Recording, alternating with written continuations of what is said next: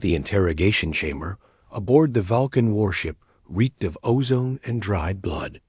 Commander Vex circled the human prisoner strapped to the medical table, her triple-jointed legs clicking against the metal floor with each deliberate step.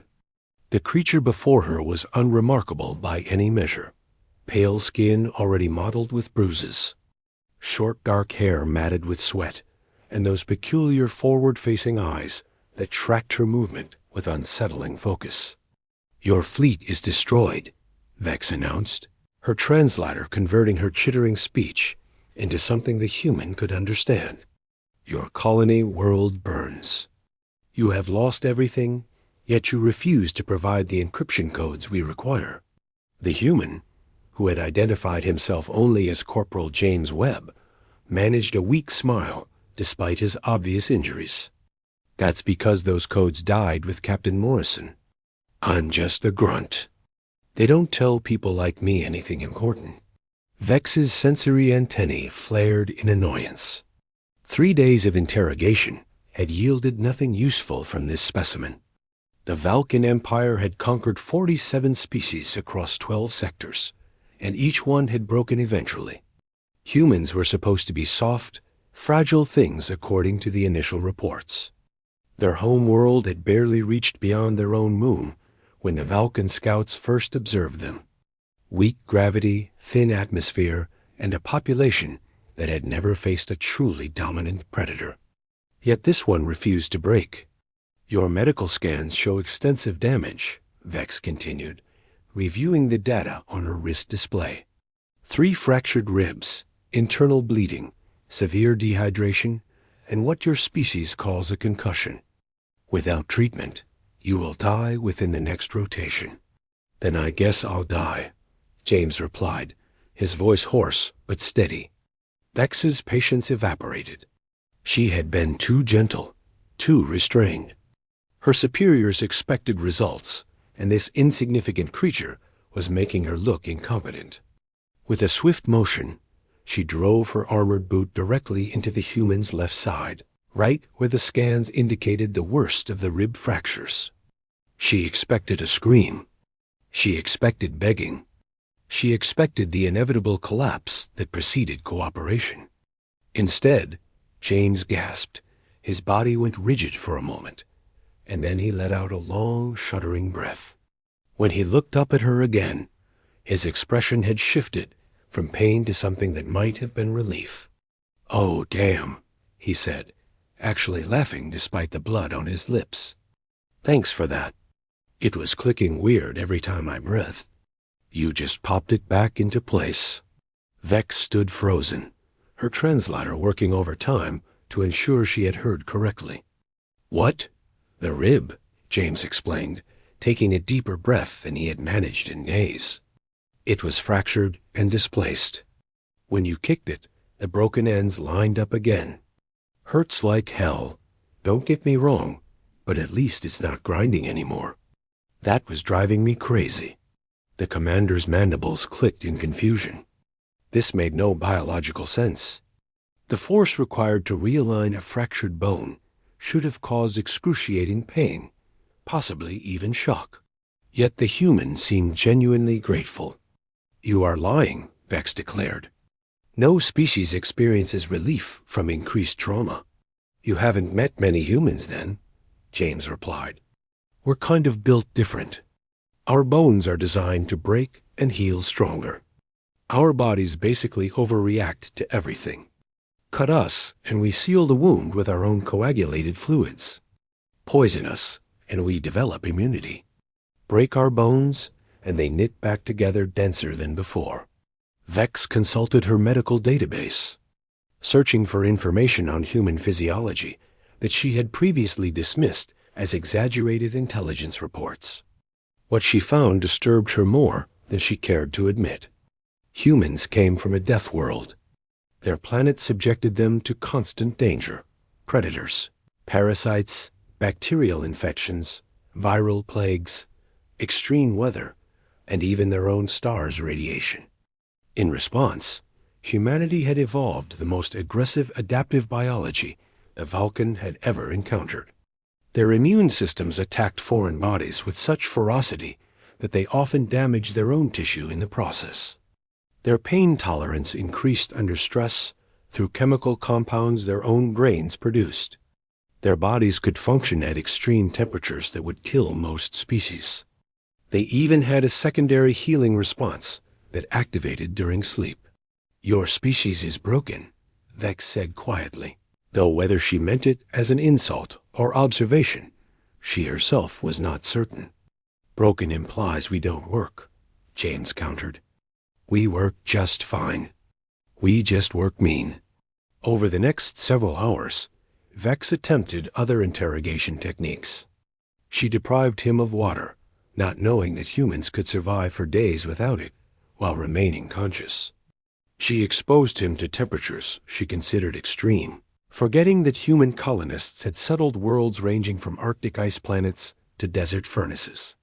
She even tried psychological torture, describing in detail how his fellow soldiers had died, unaware that human military training specifically prepared them for such manipulation. Nothing worked. Finally, as her shift neared its end, Vex made a decision that would have horrified her superiors. She released the restraints, holding James to the table. "What are you doing?" he asked, suspicious, but too weak to move quickly. "An experiment," Vex replied. She handed him a container of water and a ration bar from her own supplies. "Eat, drink, recover your strength." James studied her for a long moment, then accepted the offering. He drank carefully, knowing his dehydrated body needed to rehydrate slowly. The ration bar tasted like compressed minerals and regret, but he forced it down. "Why?" he finally asked. "Because I have been asking the wrong questions," Vex said, settling into a seat across from him. "I have been trying to break you, as I would break any other species. But you are not like any other species, are you?" "Not really, no. Your people knew they would lose this battle," Vex continued. "Your colony had no strategic value. Your fleet was outnumbered 3-1. Yet you fought anyway, and you fought savagely. We lost 7 ships capturing one of your frigates. 7 Vulcan warships for 1 human vessel that was already crippled. Why?" James finished the water before answering. "Because you needed to learn something." "Learn what?" "That we're not worth the trouble." James met her compound eyes without flinching. "You've conquered 47 species. Congratulations. But those species probably made sense to you. They had something you wanted, or they threatened something you needed to protect. They followed rules you understood. But humans? We're chaos. We don't make sense. We survive things that should kill us. We fight when we should surrender. We laugh when we should scream. And we never, ever forget." Vex's antennae drooped slightly. "You are saying this was a message? The colony, the fleet, me sitting here in your interrogation room? All of it. You just spent 3 days trying to break 1 injured human soldier and failed. Now imagine what happens when you face 1 million of us who are healthy, armed, and really angry about what you did here." The commander understood then. This was not about codes or intelligence, or even this particular battle. This was humanity announcing itself to the galaxy in the only language that truly mattered: violent, unstoppable defiance. "We could exterminate your entire species," Vex said, though her voice lacked conviction. "You could try," James agreed. "Might even succeed eventually. But it would cost you everything. Every ship, every soldier, every resource you have. And in the end, you'd still lose because even if you killed every last human, you'd have spent so much destroying us that the other species you've conquered would rise up and finish what we started. We're the spark, Commander. You can snuff us out, but the fire's already spreading." Vex sat in silence, processing this. Her species had built an empire on calculated conquest, on choosing battles they could win efficiently. The humans were offering them a war of attrition that the Vulcan could not afford. "What do you propose?" she asked finally. "Let me go," James said. "I'll carry a message back to what remains of human command. A simple one. The Valkan Empire is withdrawing from human space. All of it. You keep your 47 species, your 12 sectors, and whatever else you've claimed. But you leave us alone, forever. And if we refuse—" James smiled, and there was nothing friendly in it. "Then I go back anyway, and I tell them that the Valkan don't negotiate. And humans are really, really bad at accepting defeat. We'll come for you with everything we have. It might take years. It might take generations. But we'll come, and we won't stop until your empire is ash and memory." Vex made her decision quickly.